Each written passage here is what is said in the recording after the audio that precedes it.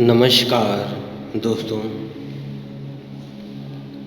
आज का जो विषय है वह बहुत ही महत्वपूर्ण है, क्योंकि जो इस विषय में कई प्रश्न हमारे पास आए। साधकों ने जो पूछा है वो पूछा है कि दसम द्वार और शून्य में दोनों में क्या फ़र्क है, क्या अंतर है। तो इसी विषय पे आज हम चर्चा करेंगे वे इन दोनों में कहाँ पे क्या है, विस्तार से जानकारी इन दोनों पॉइंट्स के ऊपर हम देने जा रहे हैं। तो इसी के साथ दोस्तों आपका स्वागत है हमारे चैनल में आत्मा से परमात्मा का सफ़र। तो दोस्तों पहले तो दसम द्वार और फिर शून्य दोनों के बारे में हम बात करते हैं। 9 द्वार जो आपके खुले हैं, जैसे हमने आपको पहले भी बताया है, 1 मिनट के लिए वो दोबारा आपको बता देते हैं कि जो आपके सबसे नीचे गुदा द्वार है, जहाँ से आप मलमूत्र त्यागते हैं, मल त्यागते हैं, और फिर जो लिंग स्थान है, फिर उसके बाद आपका मुंह हो गया एक, और 2 नाक के छिद्र हो गए, 2 आँखें हो गई और 2 कान हो गए। ये 9 छिद्र जो हैं ये 9 द्वार हैं। अब दसम द्वार कहाँ होता है? दसम द्वार जब साधक ध्यान करता है तो उसकी ईड़ा और पिंगला नाड़ी से ऊर्जा ऊपर की ओर सुषुम्ना की उठनी शुरू हो जाती है।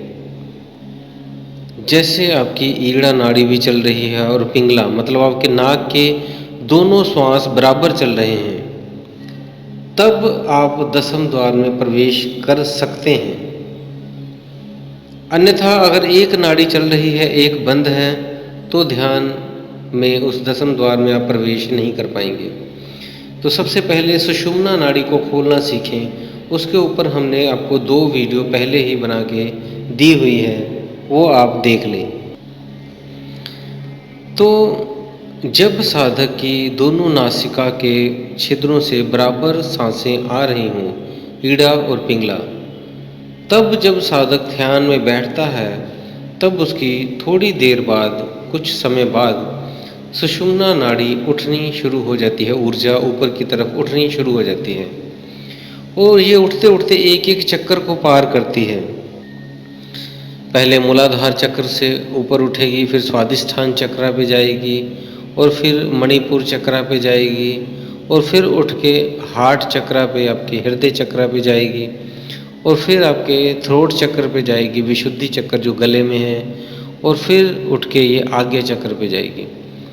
जब ये आज्ञा चक्र पे पहुंचती है तो उसमें प्रवेश लेती है, वहाँ दसम द्वार है। और वो दसम द्वार जो है वो बंद होता है। मन जो निराकार निरंजन है उसे मूंद कर रखता है, बंद करके रखता है।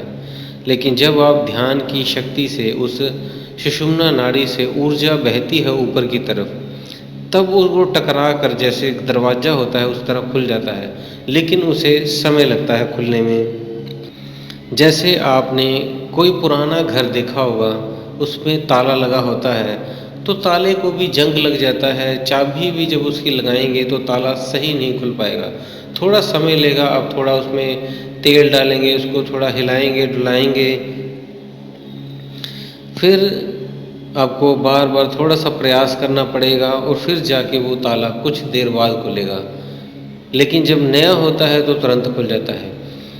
इसी तरह आपने दसम द्वार पे प्रवेश नहीं किया, जिस वजह से वहाँ जंग लग गया है, उस दरवाजे पे, उस ताले पे जंग लग गया है दसम द्वार पे। तभी साधक वहाँ जब जाता है तो पहले उसे अंधकार दिखाई देता है, धीरे धीरे वो प्रकाश में प्रवेश लेता है। तो जब जैसे जैसे उसका जंग उतरता है तो वो ताला खुल जाता है और दरवाज़ा खुल जाता है। इसी तरह नए साधकों को थोड़ा समय लगता है, जो नए नए साधक हैं उन्हें दसम द्वार में प्रवेश करने के लिए थोड़ा समय लगता है। मतलब एक द्वार मूंदा हुआ होता है उस पॉइंट में समझो एक ब्लैक कलर का घेरा होता है जिसे आप उस शक्ति से भेदते हो और अंदर वो प्रवेश कर जाते हो। और ये बहुत ही छोटा पॉइंट, छोटे से छोटा पॉइंट, सूक्ष्म पॉइंट होता है। तो जब उसमें आप दसम द्वार में प्रवेश करते हो तब दूसरा पॉइंट आता है, जो आपका अंतर बताया ना था हमने, दूसरा पॉइंट मतलब आप शून्य में प्रवेश कर जाते हो। दसम द्वार को पार करते ही अंदर जब प्रवेश पाते हो, जैसे मान लो आपका घर है तो आप उसके अंदर प्रवेश करने के लिए दरवाज़ा खोलते हो तब आप अंदर चले जाते हो। ऐसे ही जब बाहर का दरवाज़ा आप खोल लेते हो दसम द्वार का, फिर प्रवेश करते हैं तो आप शून्य की स्थिति में पहुंच जाते हो।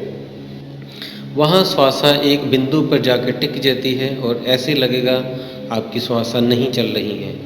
तब आप उस पॉइंट पे, जैसे आप सांस लेते हो तो छोड़ते हो, तो एक ऐसा बिंदु होता है जहाँ सांस ना ली जा रही होती है ना छोड़ी जा रही होती है। जब आप सांस लेते हैं और छोड़ते हैं उसके बीच में बिल्कुल छोटा सा अंतराल होता है। उस अंतराल में आप प्रवेश कर जाते हैं, वही आपका जो है शून्य की स्थिति बन जाती है। मीन्स तब आपका इस शरीर से एक तरह से लिंक टूट जाता है। आपकी उम्र जो होती है वो रुक जाती है, आयु आपकी। तभी कई साधु संतों को आपने देखा होगा, वो 150-200 साल पहले तो 5-5 साल भी जीते थे। वो इसी वजह से जीते थे क्योंकि आपको जब आप इस देह में प्रवेश करते हैं तो आपको गिन के सांसें मिलती हैं, और जब आप इस सांसों से ही परे हो जाते हो तब आपकी आयु जो है वो रुक जाती है उतनी देर के लिए, उतने समय के लिए। वो आप चाहे 1 घंटा उसमें प्रवेश कर गए, या आपने 1 महीना प्रवेश कर गए, या 1 साल प्रवेश कर गए, जितने देर तक आप उस शून्य की स्थिति में रहेंगे तब आपकी जो आयु है वो रुक जाती है। वो श्वासा आपकी काउंट नहीं होती आपकी आयु में। और ये होता है दसम द्वार के पार के बीच आपका शून्य में प्रवेश, एक थॉटलेस और एक ज़ीरो स्थिति आपकी, जिससे आपका यहाँ से इस संसार से कटाव हो जाता है उतनी देर के लिए, और आप सूक्ष्म जगत में प्रवेश कर जाते हैं, इस जगत से बाहर निकल जाते हैं, इस डायमेंशन से पार हो जाते हैं। तो दोस्तों, उम्मीद है आपके जो प्रश्न थे दोनों उत्तर आपको मैंने इसमें दे दिए हैं। फिर भी आपको कुछ डाउट लगे, क्योंकि ये कुछ रहस्यमय बातें होती हैं जिसे हम शेयर नहीं कर पाते किसी से, लेकिन जो आज का युग है वो टेक्नोलॉजी का युग आ गया है। लोग यूट्यूब, इंटरनेट के माध्यम से ही सारी चीज़ें सीख रहे हैं। तो इस युग में इसीलिए हम भी आपको ये भेद जो रहस्य होते हैं वो यूट्यूब के माध्यम से ही आपको बता रहे हैं, खोल रहे हैं वो रहस्य। वो समय आ गया है कि आपको इस तरह से भी जानकारी अब दी जाया करेगी। तो दोस्तों, अगर आपको दी हुई जानकारी से आप संतुष्ट हैं, अगर कोई प्रश्न रह गया हो फिर भी, तो आप हमें कमेंट बॉक्स में लिख दें। और चैनल को जो साधक नए हैं वो अगर उन्होंने चैनल को सब्सक्राइब नहीं किया है तो कर लें, और बेल बटन को भी दबा दें। हमारा इंस्टाग्राम चैनल का लिंक भी डिस्क्रिप्शन में दिया गया है, उसको भी आप फॉलो कर लें, ताकि आपको कोई भी जानकारी जब हम भेजते हैं तो आपको मिस ना हो। और जो भी आपके दोस्त मित्र हैं जो ध्यान साधना में आगे बढ़ना चाहते हैं तो उनको ये वीडियोज़ आप ज़रूर शेयर करें, ताकि वो भी ध्यान के सफ़र में आगे बढ़ सकें। तो इसी के साथ दोस्तों हम विदा लेते हैं। धन्यवाद।